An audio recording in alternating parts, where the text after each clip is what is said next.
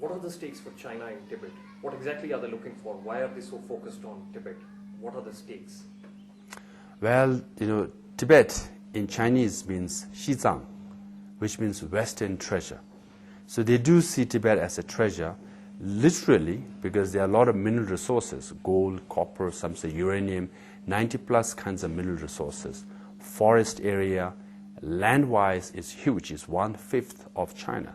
So it has a lot to gain, and the water resources. Most of the major rivers in Asia, flows from Tibet, and also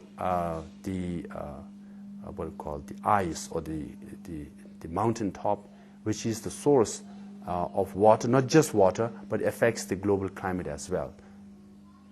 So if the stakes for China are high, proportionately the stakes for India are also high, because the same thing goes for India too, in terms of that being the watershed, in terms of all the rivers originating from there.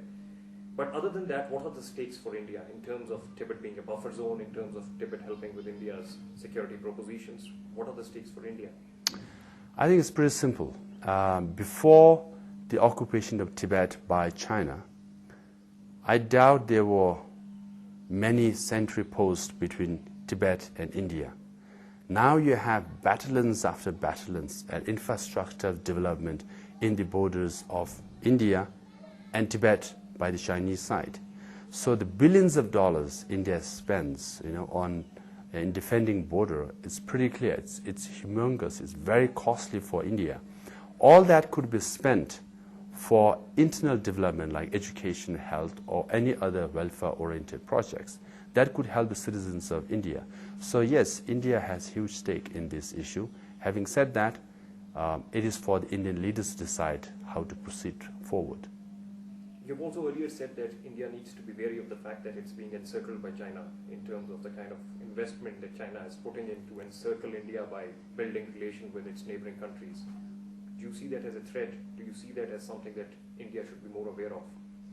Well, I've stated so. How it be interpreted is for the Indian leaders to decide.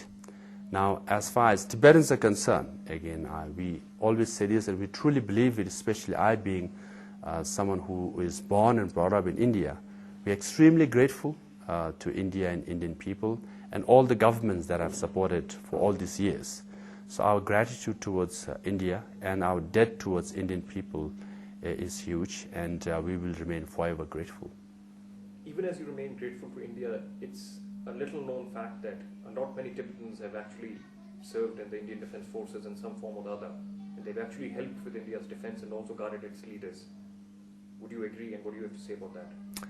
Well, like other citizens of India, like Ladakhis or Nepalese or people from Himalayan region, I'm sure some Tibetans have, or people of Tibetan origins have served in Indian Defence Forces, and they have done it well, I think.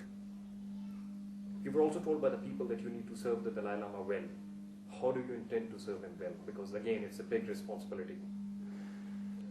Like my late father, who told me before he passed away that I should serve His Holiness the Dalai Lama.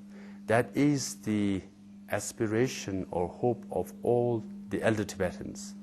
And as for me, I will try and do my best to fulfill their aspiration and last words of my late father.